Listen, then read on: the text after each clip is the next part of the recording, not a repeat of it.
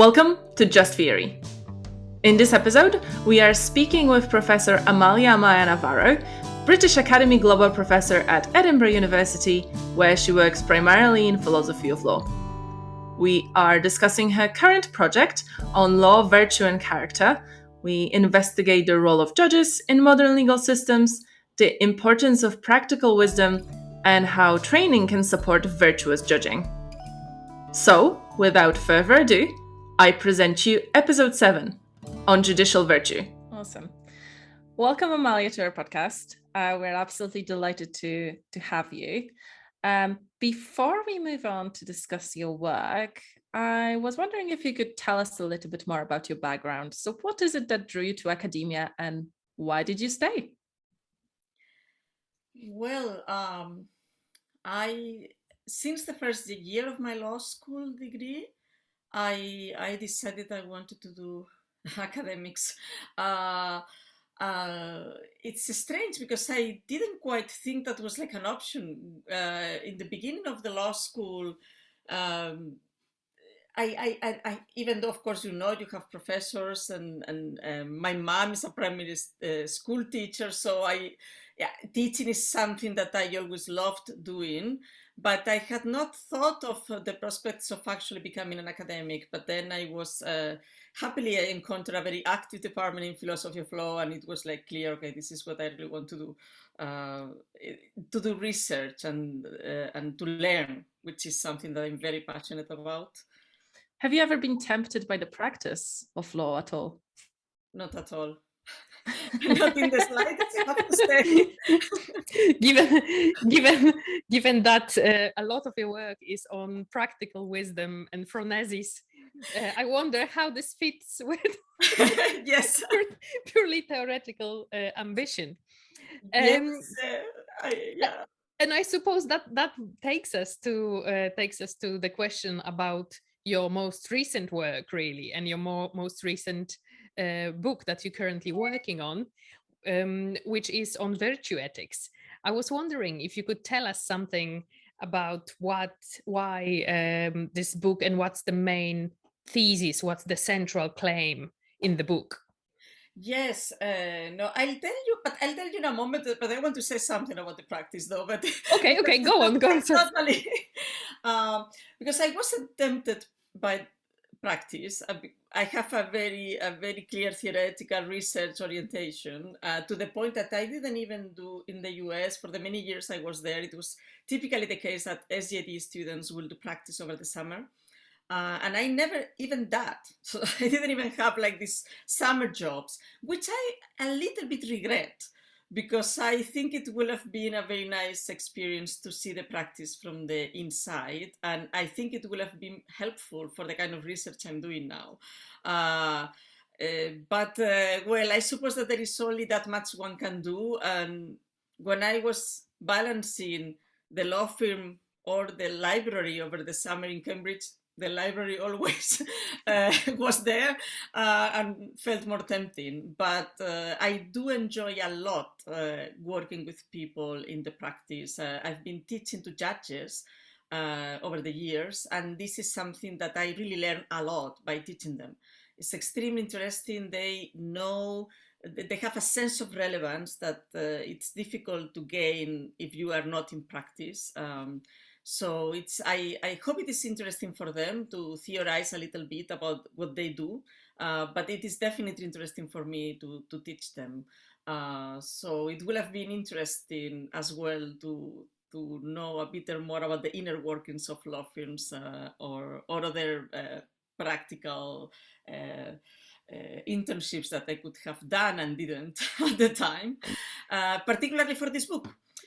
It's a book on virtue, legal reasoning, and legal ethics. It's called Virtuous Judgment, the Retrieval of Subjectivity in Legal Decision Making. This is like the main, this is the title, provisional title for now of the book.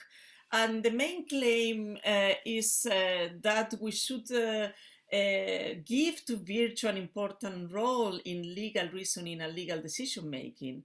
And once we see the extent to which it is a critical concept, in a theory of legal reasoning and legal decision making, we may come to see that legal reasoning and legal decision making are not subjects that are independent from professional ethics, but rather there are important connections between, on the one hand, the theory of legal reasoning and legal decision making, and on the other, theories of professional legal ethics. So that is the main claim. So what I intend to do is, first of all, to examine the way in which looking to legal reasoning through the lenses of virtue theory allow us to see some aspects of legal reasoning that are not at the core of traditional approaches to legal reasoning, such as the role that emotions play in legal decision making, or the role that perceptions play in legal reasoning.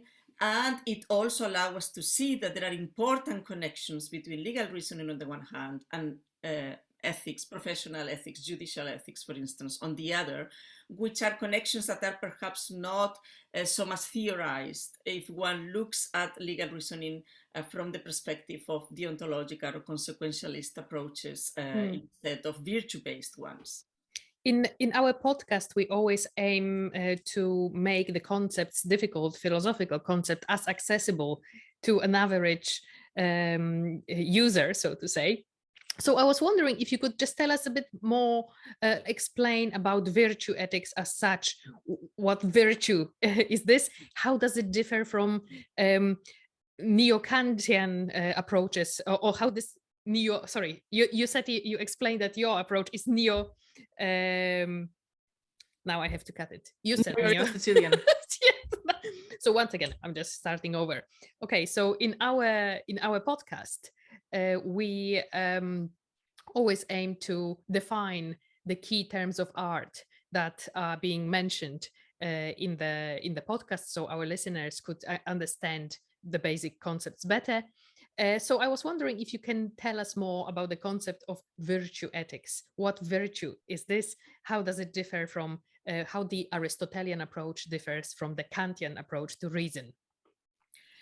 Yeah, I think that what is virtue ethics is an approach to ethics that has ancient roots, and it was in fact the way of doing ethics for much of the history of Western philosophy, and interestingly is also prominent in Eastern approaches to ethics as well, to moral thought as well. So but it was neglected and it was sidestepped when deontological approaches to to ethics and consequentialist approaches took over and were dominant and dominated the philosophical landscape.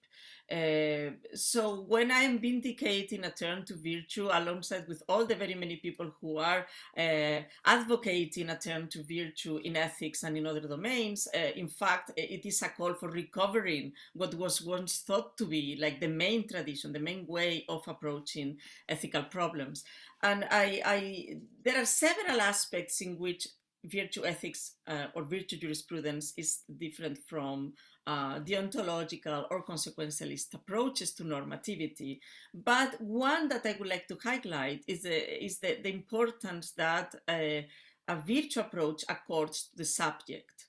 So the idea is not to focus so much on actions as it is, and turn the gaze towards the subject, who is actually taking decision and engaging in those actions. And ultimately, the aim is to think about the traits of character that will make a subject a virtuous one, such that, and define actions and decisions in terms of the virtuous agent, so that we will aspire in not so much to do the right thing, but rather to do the thing that the virtuous person will do, which is actually the right thing. So it's a way of defining rightness in terms of the virtuous person rather than the other way around. Rather than defining, as Kantian and consequentialist approaches do, defining the virtuous person as the person who does right actions, where this rightness is independent of the subject. So this is, I think, the critical move, a turn towards the subject. And this is something that I would like, and I'm aiming at vindicating as well in the legal context. For me, I must admit, I always struggled with Aristotle and his notion of virtue, because to me it seemed so individualistic, and it was rooted in this very ancient idea that law is, in a way, a virtuous endeavor. So there is a certain particularism to the Aristotelian law that I cannot quite translate into modern constitutional orders. And I'm hoping you can get me a little bit more closer to understanding how that model of virtue would fit into today's accounts of the institutional accounts of power, where it's very rarely up to a single judge to decide a case. It's a court is deciding cases on effectively as a group, as an institution, as well as including individual opinions of individual justices. Yeah, certainly virtue ethics is very individualistic, but let me say that so is deontological ethics and consequentialist ethics. The same could be said of epistemology, for instance. So the idea that we should look at collective agents rather than individual agents is relatively new, and it is only in the recent years that there has been an increasing interest in social epistemology, an increasing interest as well in examining virtue from a more social collective perspective. And I think you're totally right that there is a need, and it's particularly vivid in law, although it is not idiosyncratic of the legal arena. I think it is important to attend and to pay attention to collective dimensions of knowledge, to collective dimensions of ethical standards, to collective dimensions of how virtue is displayed and is exercised in the context of the different legal professions.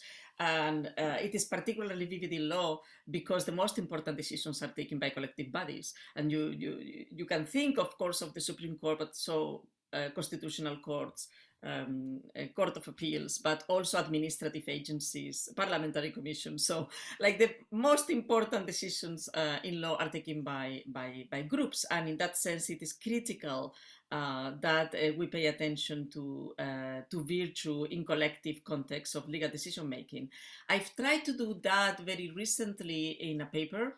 It wasn't, I have to say, included originally in the plan of the book because I was also addressing the subject from a very individualistic perspective, but I hope to incorporate it now in light of what I have learned more recently about virtue and institutions. I hope to incorporate that in the book because this is absolutely necessary. It is important, and I don't think it's been done to the extent that that it is necessary to do, to examine the social dimensions of virtue in law as well as the institutional dimensions of virtue in law. Because as you rightly point out, in my view, when we think of virtuous behavior, in the context of law, it has to be a behavior that is constrained and enabled by the institutional framework. So it is essential that we pay attention to those aspects of the institutional framework that foster virtue, as well as those aspects that make virtuous behavior difficult or impede a display of virtues in the legal context. So both social as well as institutional dimensions of virtue are central for a thorough development of virtue jurisprudence. I wonder if phronesis, sorry, because Amalia, you mentioned phronesis in the beginning of our conversation, and I wonder if the practical wisdom does actually have a collective element to it, because wisdom, it is not a wisdom of a person, it is a certain wisdom of a collective wisdom in a way of an individual in certain circumstances, right? Yeah, I mean, there are two ways one could go when it comes to not only with wisdom, with practical wisdom, but with the other type of virtues that are important in the legal context, such as humility or intellectual autonomy or courage. One could aim at determining whether different collective agents have virtues, so whether we can say that the jury was virtuous or that the Supreme Court was virtuous. This is one way one could go, and examine ways in which the individual virtue will, of the different members within that body, relates to this collective virtue. So whether, for instance, and this is very interesting, in fact, I think, whether an impartial collective agent, an impartial jury could or could not be composed by biased individual jurors, or how the extent to which there are interesting relations between individual and collective virtue. That is one way one could examine this problem. The other way to go would be, and this is the one that I have been working more recently on, is to examine individual traits of character. So it's still individualistic, but try to figure out what are the important individual traits of character that will enable good collective decision making. And this makes it evident that there are some traits of character that are particularly needed to foster a genuine and productive collective decision making, such as humility, for instance, or open-mindedness, to name a couple of those. But I think these two studies in social or collective aspects of virtue are necessary and complementary. So I just wondered, from what you just said, so is your project looking to develop, so to say, a reasonable person standard for an average judge? How would an average judge behave, or what is an average virtuous judge? So to say, we have like a, I don't know if I'm now coming too close to the Dworkinian notion of integrity, and the idea that there is this ideal Hercules judge, or this is something else that you're looking for, that you're not trying to identify a kind of average standard of appropriateness, so to say, for any judge, or you're looking at a concrete judge in a concrete situation who must exhibit certain concrete virtues. I'm not sure if it makes sense what I'm trying to say here, but I wonder, where is your project going? Are you trying to come up with something subjective, objective, or subjective? Yes. No. I very interesting question, actually. I have to say that one of the reasons why I feel more attracted by virtue ethics is that, unlike other approaches, it doesn't present a normative ideal that is abstract, and an ideal that is that abstracts away from our cognitive limitations and our resources, in fact, and that I was always dissatisfied with the idea of a reasonable man, or the approaches to ethics and politics that are extremely general. How would I put it? So like the impartial spectator, say. These type of devices, I think, are incredibly important, or the original positioning roles. So like this way of doing ethics and political philosophy, I think, of course, it's a momentous achievement. So they're incredibly important, and they advance knowledge a lot. But I think that it will be, I'm much more inclined to, or attracted by ideas of normative ideals that are embodied, that have a high degree of concreteness. And in that sense, Hercules will not be a virtuous judge, in the sense that he has some abilities that go beyond what we humans can actually have. And one of the reasons, as I said, that why I find virtue ethics more attractive is precisely because it can inspire us to improve. it doesn't posit an idea that is incredibly abstract, that we don't know how to relate to that, or that it is uniform, or that that abstracts away from, like Hercules having an incredible wisdom and time and no pressures of time. And if we were to think of the virtuous person in such an abstract way, I think a lot of the bite of the theory will be lost. So this is why I think the version of virtue ethics that I'm more interested in is an exemplarist one.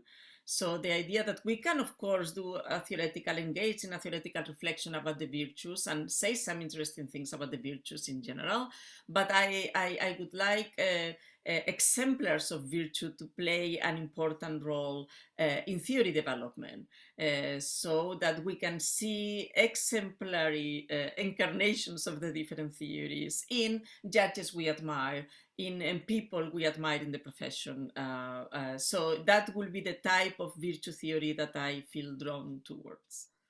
It seems very, I don't want to use the word pragmatic, because of course in legal theory circles, pragmatism already has a little space, but in very common language meaning of the word, it's very pragmatic.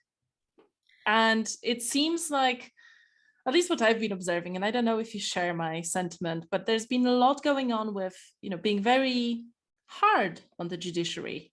There's been loads of judgment being passed on the judges for the judgments that they issue. We've seen this with Brexit not too long ago. We see this practically all over the globe, that judges are put under so much scrutiny, and we hold them to this Dworkinian standard in a sense. Like, you should get this right. Your judgment needs to be perfect. If it's not perfect, you're gone, you're done. But yet at the same time, we don't want to admit that this ideal standard is a bit of a contextual matter, isn't it? And a matter of perspective. So I wonder, where does perspective and context sit in your theory? Yeah, I mean, virtue is contextual to the core. For Aristotle, and I think it's still today the case for all the Neo-Aristotelian versions of virtue ethics, which are those that are more influential, although not the only ones, in virtue jurisprudence. Virtue is a perception of the particulars of the case. So without, and I would like virtue ethics to be developed in a way in which it does not necessarily mean that we should endorse a truly particularistic approach to the law that will be possibly too radical a way of rethinking all legal phenomena, in fact.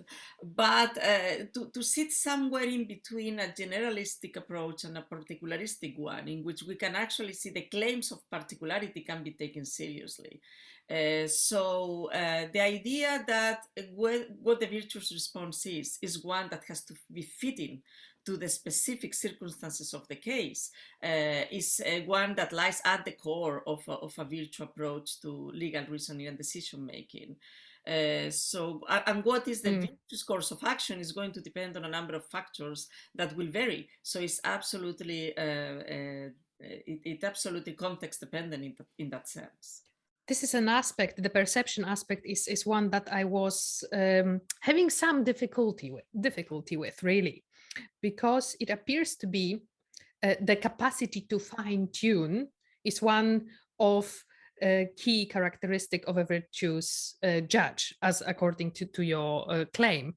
You even go as far as to say that this perception is also connected to accurate description. The more description of the circumstances, or the more accurate and complete description of the circumstances we can get, the better the decision, up to the point, in accordance with Iris Murdoch's point, that there is not even space for choice left once we have a complete description, a complete picture.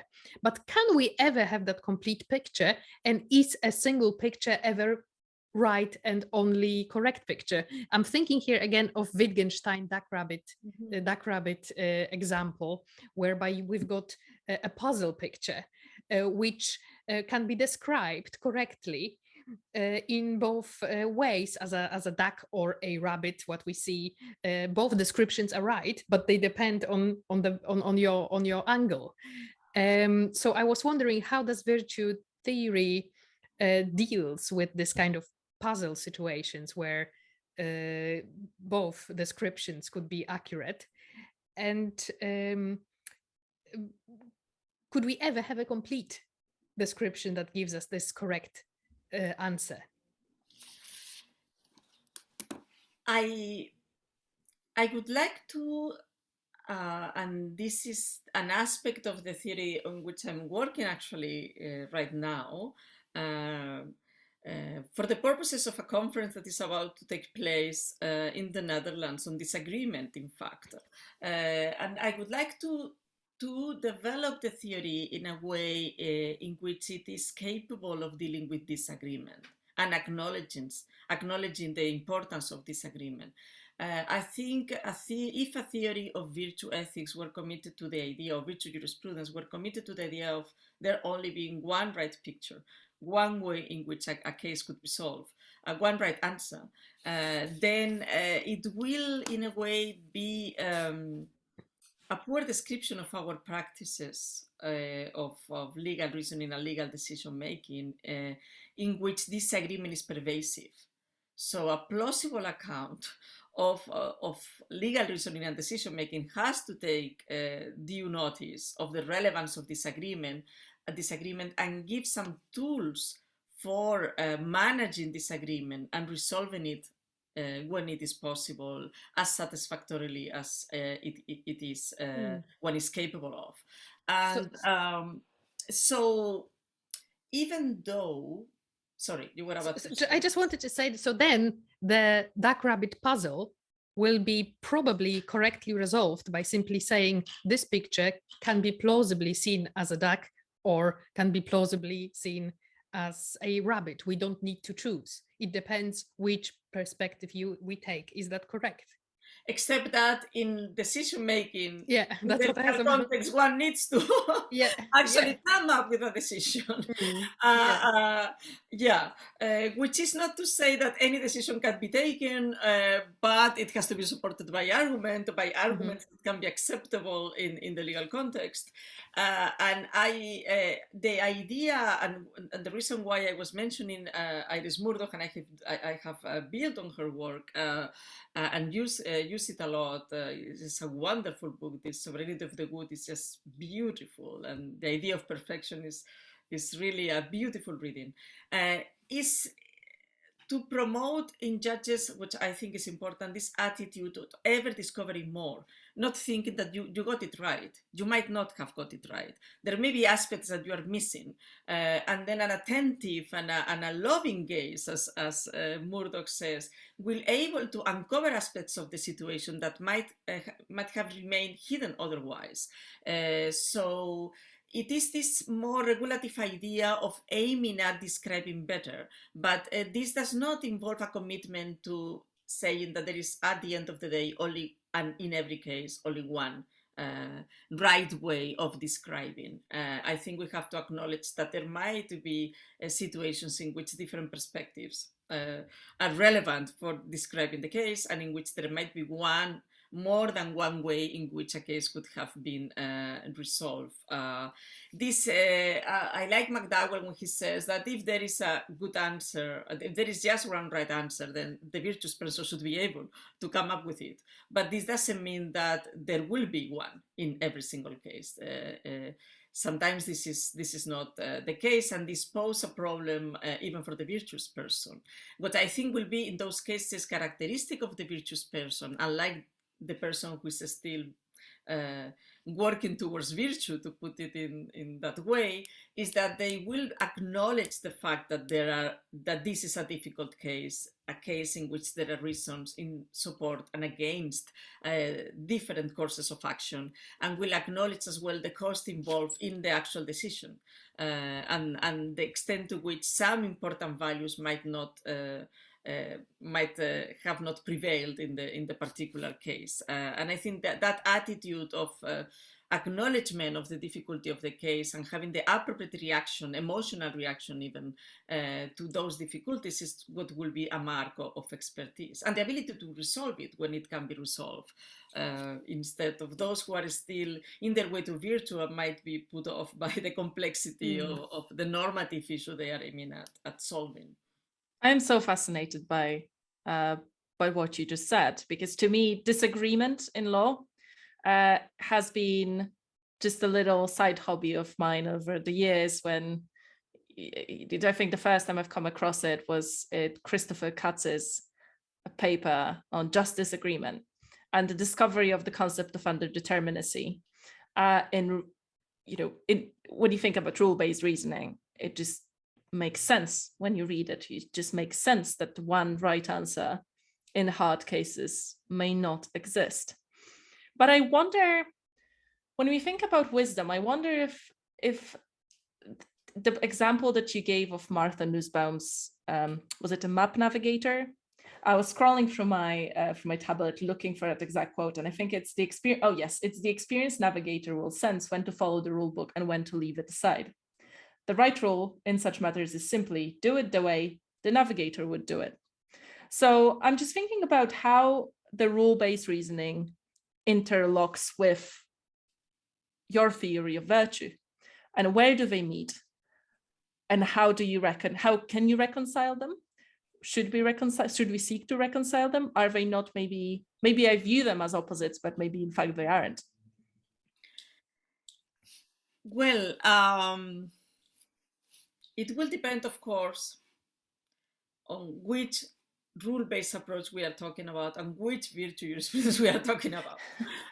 So hopefully there is a way in which they both can meet. Because, I mean, as McCormick said at some point, I think it was in Rhetoric and the Rule of Law, he says, well, ethics without a book of rules, that we can imagine that, but a law without rules, that is much more difficult to come up with a vision of how that will work. So rules are, of course, a critical part of the law and a central part, reasoning by rules, a central part of legal reasoning.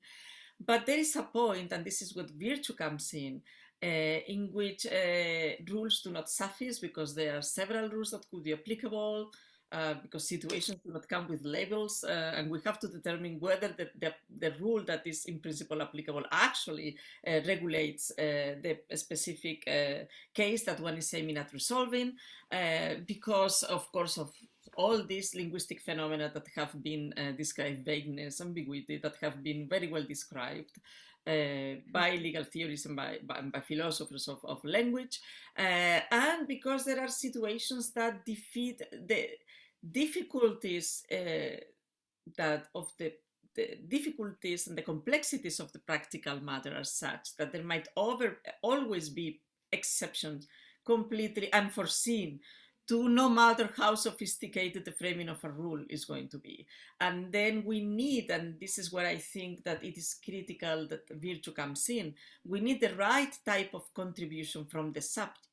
So we need the subject that is able to bring to the application of the method of the rule the right mindset, so as to be able to detect, and this is perception as well, making an important contribution here, able to determine when the situation is such that the application of the rule is going to be problematic, when it is going to yield results that are absurd or so unjust that we should find within, of course, the constraints of the legal materials, a way to address the problem from a different angle, or by applying a different rule, or finding a novel and innovative interpretation of the rule that will allow me to give a good response to the case. And this perception, which is something that I think has been perhaps marginal in rule-based approaches, the way in which this perception should play a role and correct the rigid operation of rules. This perception is not like a sixth sense. It's not that some type of mystical mystical ability that some people have and others do not. And what can we do? It comes with training. It comes with cultivating character. And we can use the very many ways in which virtue can be fostered and cultivated to help us develop the type of character that will ensure the correct application of the rules and ultimately will resolve the cases as best as we can now. And I think this is an important proviso. It doesn't mean it's the best response that could ever have been given, but with the arguments we have now, with type of knowledge we have now, that we are able at least to give that a response that is commensurate to that. That made me think the question here about the interplay and intersection between the rules and contextual pragmatic reasoning. I wanted to ask about the role of constraints and the extent to which rules actually constrain judicial decision making, and if it's a matter of degree, in fact, and a matter of context, because we can think of areas of the law where rules apply much more strictly as opposed to other areas. So we can think of tax law, which is very closely regulated and tightly regulated, where there is little space for discretion.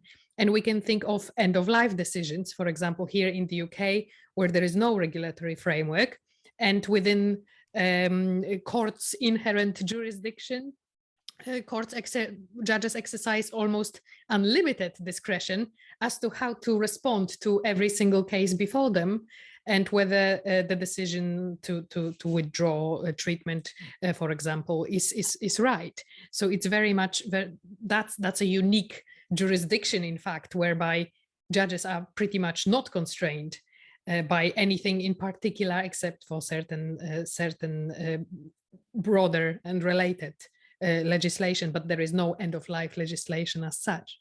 So I was just wondering if the legal constraint, the rule-based constraint operates differently in different areas. Yeah, I have not thought about that, and actually I made a note. I think this is a very interesting way of looking at it, because indeed there will be some realms in which it seems easier to come up and argue for an alternative interpretation, where other type of rules are clearly not so amenable to advancing an alternative interpretation of the rule. I like to think, and that is interesting, and it's interesting that you mentioned tax law, which is an area that I think is fascinating, and I'm very interested in, always thought about doing something about that, but never did, and maybe this is really a test case for a virtue jurisprudence approach, in fact, in terms of how rigid or the rules are in that area of the law. But I think that even when we have clear-cut rules, we still have in every area of the law a number of principles and values that those laws should serve. And there should be, I think, in decision makers, not the ability to feel completely unconstrained by rules or by the law. That's something I like better. Of course, and we are coming back to the institutional dimension that we discussed earlier. Legal decision makers are situated within a normative and institutional framework. And a virtuous judge is not going to be a judge who doesn't care about the law or about the rules, and is just preoccupied by the thought that he has to give or she has to give a morally sound answer, because this is not what virtue means in the context of the role of the judicial role. The virtuous judge, of course, is going to take legal rules very seriously, and those rules will be constraining the way in which he approaches and deliberates about the case, and the type of decisions that he's able to take at the end of the day. However, I like to think particularly when it comes to thinking of the virtuous judge in who is in a position of power, in the sense of being able to reinterpret the legal values and to advance the law, and which is particularly clearly the case in common law systems, to develop the law in a particular direction that, when interpreting rules, no matter how strict and how little leeway they seem to give the judge, he's going to do that under the umbrella of the values and principles that structure the legal system, and be whatever response or interpretation he's going to give, he's going to be responsive to this higher or more comprehensive system of values and principles. So I think the short answer is yes, of course they are constrained, except that the nature of that constraint is constraining that they ought to adhere to this system of values and principles, whether these are the subjective values or principles or not. And this is a mark of virtue in the context of legal decision making, that the system of values and principles is the legal one, is not my own. But within that, there is a lot of possibilities, particularly for a conscientious and hard-working judge, to find a way in our systems that are responsive to so many different values and important and critical. The core values are already in the Constitution. They should be able to find a way to not without effort, but to find a way to prevent, in many cases, delivering a judgment that they think is at the end of the day unjust. I want only to say, because this might give the impression that legal decisions, if in the right hands, they will always be perfect. And this is unfortunately not always the case. There are moral dilemmas that judges have to face, and as other moral agents have to do. It's not that they disappear just because we are entering the domain of the law. Moral dilemmas is a feature of moral life in every context, the legal included. And there will be situations in which, no matter how hard one tries, it's going to be a decision that will have terrible consequences and that will harm some core values that the legal decision maker feels very deeply about, and that the legal system aims at protecting. But in those cases, they will just have to do the best of a bad job, so to speak. I trust that the judges with the right dispositions and the right mindset and the different virtues that are important in legal decision maker will be able to resolve these tragic cases as best as possible. You know what, this made me think about the pragmatic aspects of your work that we touched upon in the beginning. And I wonder how much of your project really is about training judges in legal thinking, because this is not a subject, at least not in the UK. You don't train as a judge necessarily. You train as a lawyer, and then you become a judge. Whereas there are some jurisdictions where you do train as a judge. You leave law school, you do your little training, and then you go effectively to a school for judges. And I wonder if in your approach, effectively, we should be training judges in that very, because a virtue-based approach is effectively a very humanist way of looking at the act of judging. I wonder how much of that could be translated into education. Yeah, I'm glad that you bring it up, because I think it is definitely a very important part of my project. I am very committed to the idea that theory, despite the fact that I do have a theoretical inclination, clearly that is my main interest, but I think it is so important that theories are connected with practice, in the sense that a theory, I'm not interested in developing a theory that will not help things be better than they are. I maybe this is terribly idealistic. I am very idealistic. What can I say in my defense? So I hope that legal theory helps improve practice, and this is the type of legal theory, at any rate, that I'm interested in doing. And a virtue approach to legal reasoning indeed has this ambition of ameliorating legal practice, and this can be done through two different venues. One of these avenues is definitely education, and you mentioned education for judges. I think that the traits of character that one develops, and that are those traits of character that help judges to make the job as best as possible, are traits that not necessarily have to be gained in a course. They can be gained through experience, and this makes sense that in some countries they get to they become judges as part of a specific training. In others, they will become as part of development within the legal professions, because there is no one way in which one can acquire these traits of character. But definitely on a virtue approach, the focus is very much on education and educating character. And this can be done at the undergrad level, in rethinking the curricula in ways that will promote the development of these traits of character that are critical to the legal professions, including the judiciary. It can be at the level of the judiciary by a structure, by the CPD, the professional training. This is also some type of program of education that it will be interesting to rethink in light of a virtue approach. But in addition to that, I think virtue theory is very practical in its orientation, and I'm sure that perhaps some of the people who will be listening to this interview will laugh now at saying, yeah, surely, very practical.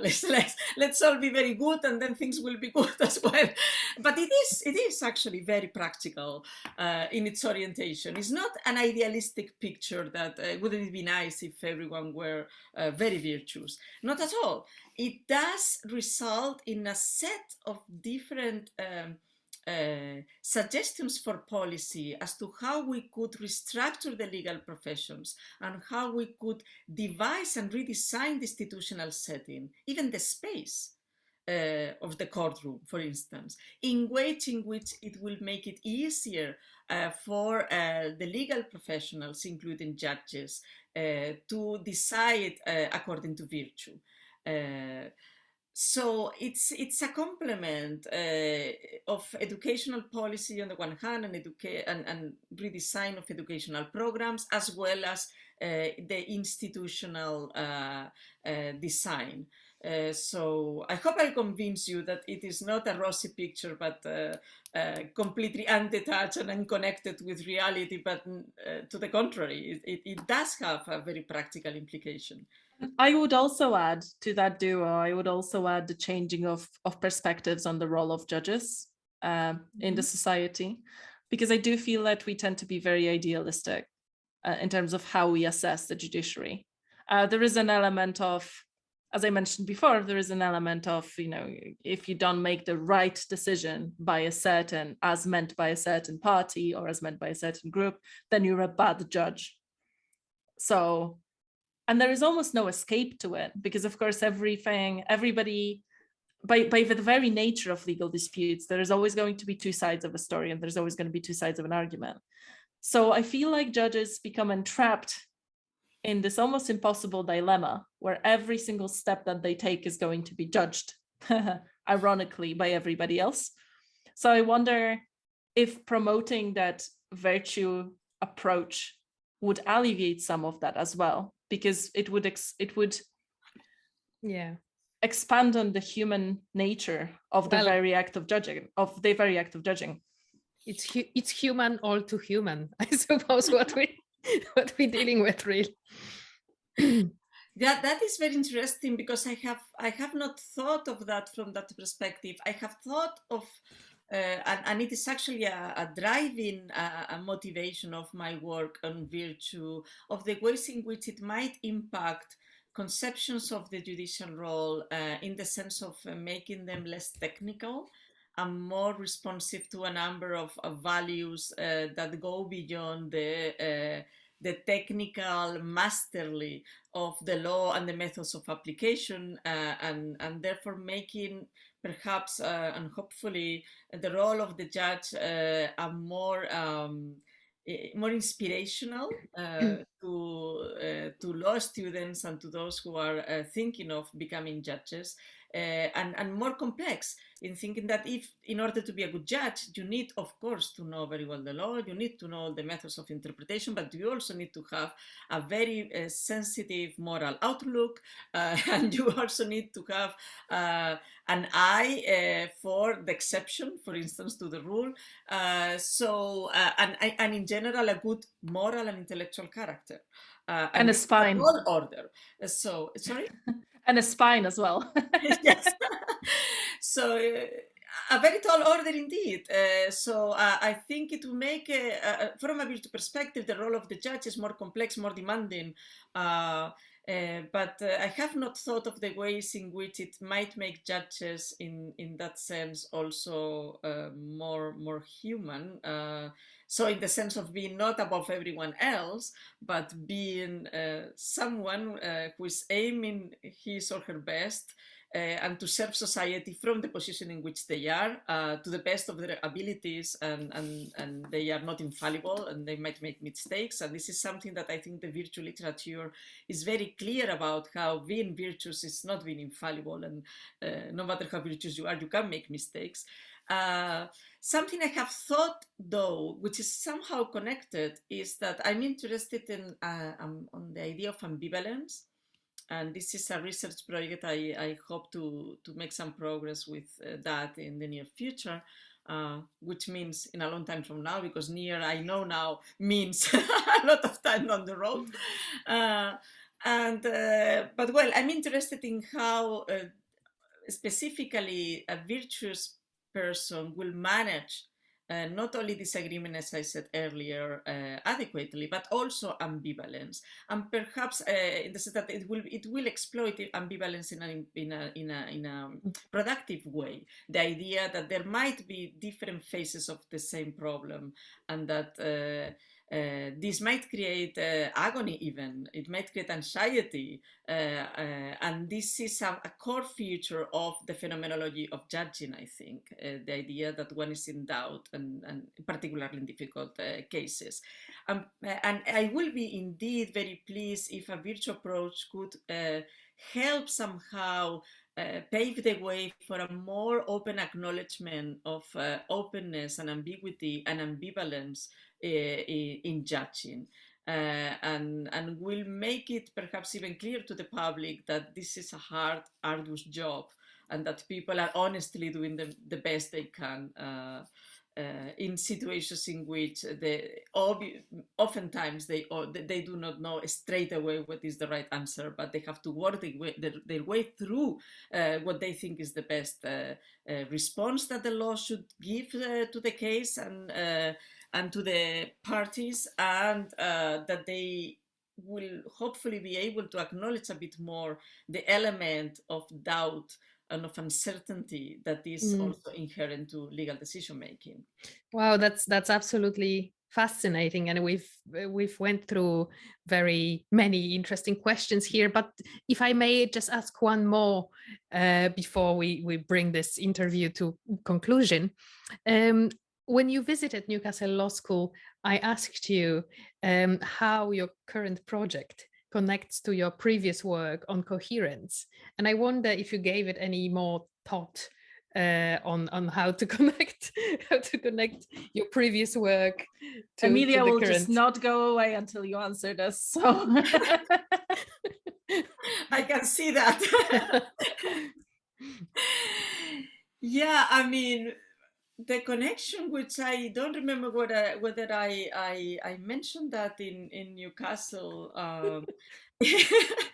I think if I remember correctly, I asked you, I felt like your work on coherence implied that there is more structure and more constraints to judging, even if we recognize the context, than we sometimes realize. So my feeling about your previous work on coherence was that there are indeed some structured elements in the process of reasoning.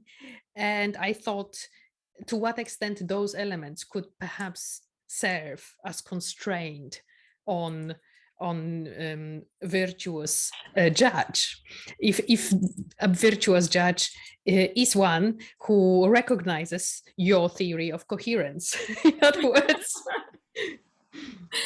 Yeah, I think the main connection, and this is since this is an interview, I guess I can first of all highlight like a biographical connection, which is that when studying coherence, I came at the end to accept the idea that in fact methods. I mean, I love logic. Clearly, I love logic and studying patterns of reasoning, and so. But I came to the conclusion at the end of my work on coherentism that any method of reasoning, any structure you want to think of about how to constrain the way in which one thinks about a case, and not only law, but in general, is going to depend heavily on the person who is actually deploying the method, and that coherence was not exempt from that. So that a coherentist theory was even more open, in fact, more amenable to being used in a distorted way if the person who is deploying the coherence methods didn't have the right character traits. And the reason why I think it is even more amenable is because of a virtue of coherentism, which is that it is psychologically plausible. So we use coherence arguments all the time. There is a psychological underpinning of normative theories of coherence. And this makes it even more likely that we might feel tempted to use coherence methods and construct coherence in ways that will fail to yield the right outcomes, or that will fail to give us like outcomes that are epistemically valuable. I think that to put it a bit more in a bit more precise way. So, and this is why I started working on virtue. So it was not, I think, the more linear route, or I would have thought the way in which one typically gets interested in virtues to virtue ethics. In my case, it was virtue epistemology, and then I discovered virtue ethics. So in that sense, they are compatible in that it is not that by having one very sophisticated method, even if it's a coherentist one, you still cannot dispense with the contribution of the subject. So you still need a subject who will honestly examine the different bodies of evidence and come up with and assess the relative coherence of the alternatives in a way that does not unduly underplay the coherence of one of them or enhances the coherence of the other one because it fits nicer with the way in which I think the case should be resolved, or with my personal idiosyncratic set of values. So the methods will require this subject. And a virtuous subject, and this is perhaps where your constraining part comes in. If not, please let me know, either in this interview or later on, because I'm also, I don't like questions without answers either. The virtue also requires having this ability to reason in according to methods. So it's not that in advocating a virtue approach, I am advocating the idea that rules, including rules of reasoning, are not important and are dispensable, not at all. And the virtuous reasoner in a legal context will have the ability and the capacity and the competence and expertise to manage and deal with cases by using all the rich pool of arguments, including arguments from coherence, that help us establish and ground legal conclusions, and that help us show the way in which they are justified. Well, I'm definitely satisfied with that response. I would even go as far as to say this is a right answer. And I will hand over to Alexandra for our concluding questions. Are you sure you don't want to get the ticket to the next conference that Amalia speaks on, so you can ask this question? We'll be like, last time and the time before, I asked you. You're gonna have to get a restraining order against the media. Okay, final questions. Who or what was your bigger inspiration in your career?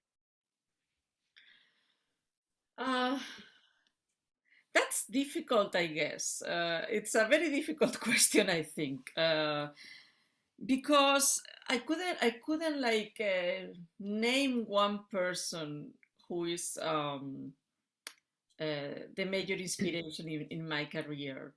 I've been extremely fortunate, I think, to encounter people that I admire and from whom I've learned a lot, and who would have been, I mean, more inspirational than my parents, of course.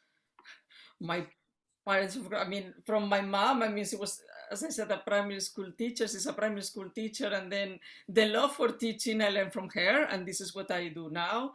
My father, an incredibly hard worker, disciplined person, which I don't think I would have been able to learn the things that I've learned without that discipline. I couldn't like say this person in the university or this other one because education comes much earlier.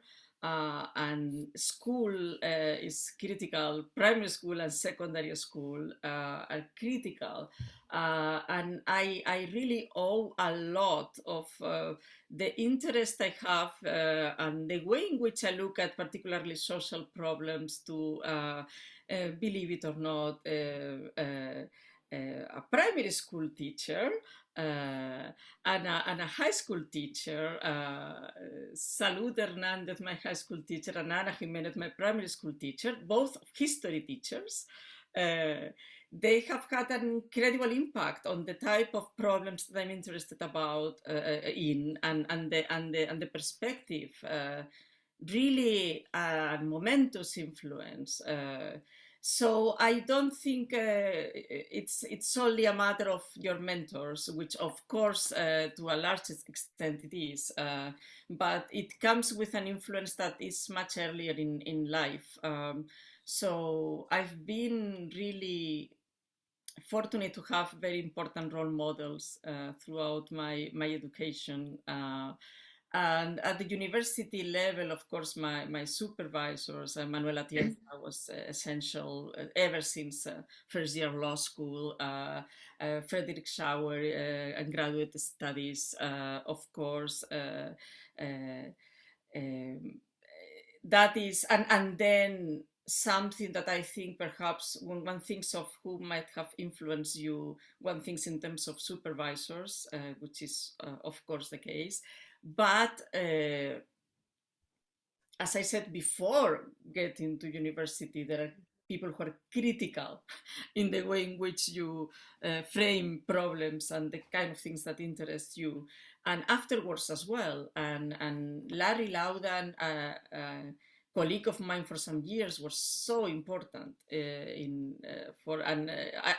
realize now the way in which it was much more important even than I had realized at the moment about how to and it would have been difficult to progress to make progress in academia without his mentorship as well. So I think it's a number of people who help one become, for better or for worse, what one is and the type of academia one does. You've mentioned Friedrich Schauer, whom I always associate with formalism, if I'm correct. So he's typically seen as a quite a strict formalist. So I wonder, how did you end up being on the completely opposite spectrum from the most inspiring person in your life?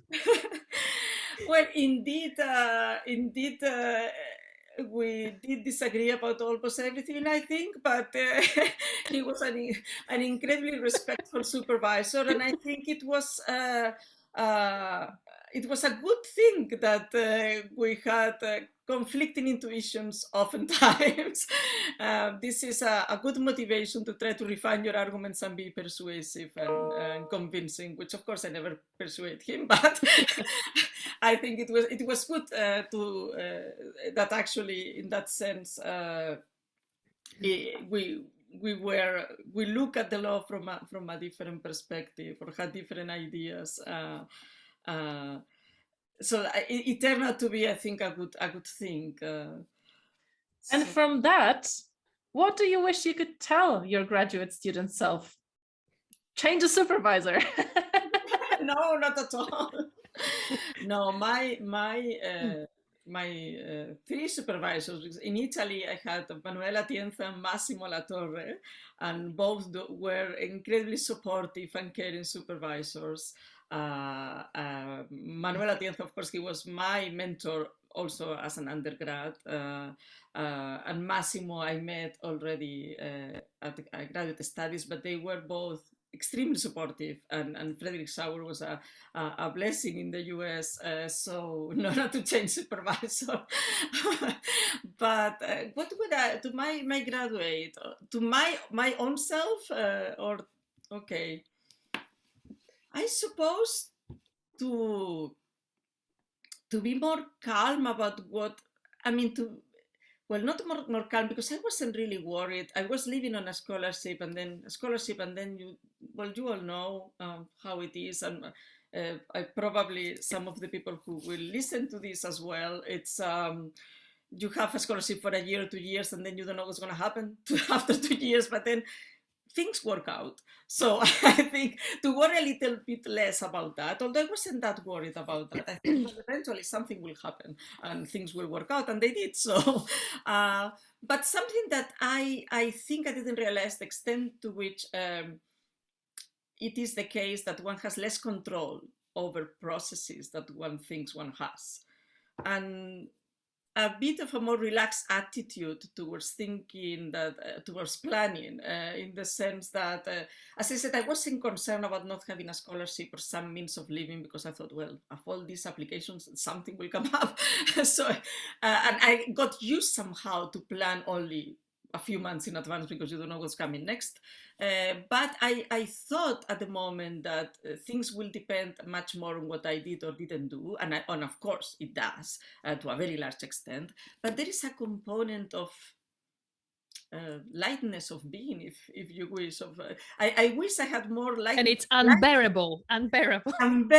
Yes, lightness of being, of thinking. You just do your part and relax, because there are so many things that are completely out of one's control, and a bit of trust. I mean, things that, of course, there are some surprises that are not nice surprises, but then life also has like incredibly good surprises that one has not thought even of possibilities, because one doesn't have like the magic ball in front, or even the ability to think ahead of all the possibilities that might come about. So I would just think in terms of just enjoy I would say to myself, just enjoy what you are doing and be open to whatever comes next. It will be good, and just do the best you can, and that acknowledgement of fluidity in a way. I think. Amazing. If you could, that's the hardest one. We've already established that. If you could read only one book for the rest of your life, what would it be? Yeah, no, I don't think I have one book I will read. I think books are. I think I know the book. It will be Unbearable Lightness of Being. Oh, really? I'm not sure you want to end up reading that over and over again. No, actually, no. I take it back. I take it back. Well, definitely, Kundera was a very important figure for many years. Yeah, that will probably make it into the list. But I think it will be more of a list than a book. Because of course, books are an incredibly important part of my life, as it is of yours, obviously, and everyone in academics. But I think they stay in different moments of your life, and it is difficult to think of just one, like role models, and like people who have so kindly helped me during the years. I mean, the impact they have, or the presence they have in your life changes with time. They leave something with you. So my primary school teachers or my high school teachers, with some of those I still have a relation, so they are still present in my life, but to a different degree, of course. But even for those who are not present anymore, they still leave in you a mark. So you are a result of all those influences. And I think it is the same with books. So they have a presence that varies with time. And some of these books, like Kundera books that you mentioned, they belong to a period of my life, and then they left a mark, but then others books come in. So it will be difficult for me to just identify one. It's like Schopenhauer and Kierkegaard. They do belong in my teenage years for sure. Well, it's more Nietzsche style at that point than Schopenhauer. But yes, exactly. It's a teenager period, and then something else comes in. Yeah. So the next question is the penultimate question. If you had not been an academic, what alternative career would you have chosen? I think I would have been a high school teacher. I love teaching, so high school teacher. If I don't teach at university level, I will have taught, which I love because I love research. So this is like a fantastic combination for me. I will have been a high school teacher. Yeah, I think that will have made me very happy as well. Excellent. And a final question. Finish this sentence. One thing no one talks about in academia is? Something that we don't talk about is how little prepared we are for teaching. So it's as if teaching was a natural thing and we don't need to do any training for that, and we do. And it is just taken for granted that we know how to do it. We don't have to go through any type of educational training, unlike high school teachers, unlike any teacher in general. And I think this is a bad thing. Yeah, and it would be great if we were more open and we acknowledge much more this deficit that there is. Yeah, and it's treated more like a formality, especially in the UK when you have PG Cert and PGCE and all of these courses that you have to do when you join the profession. But it's almost like, it's reflective practice. Yeah, so I'll say that. I think that it is very clear what are the needs for training and all that when one is like progressing. But there is a point at which it becomes difficult to be open and clear about what are the needs that senior scholars have in terms of training. And this is something, because I think if something has to be like a mark of this profession is that you keep on learning all your life. And then when you reach an age or a position at the university, it's not that you know everything. There are so many things you don't know, and you need to learn. But it will be, people will not say, well, no, I will stop now and do a master's degree on this because I have not trained. They will never do that. Well, yeah, although it's true that you keep on learning in a different way. But that is something I wish there would be more openness about lacuna that we might have. Thank you so much, Amalia. It was absolutely fantastic to talk to you and to discuss your work with you and to examine some thought-provoking ideas. I really hope we will see in person at some stage again.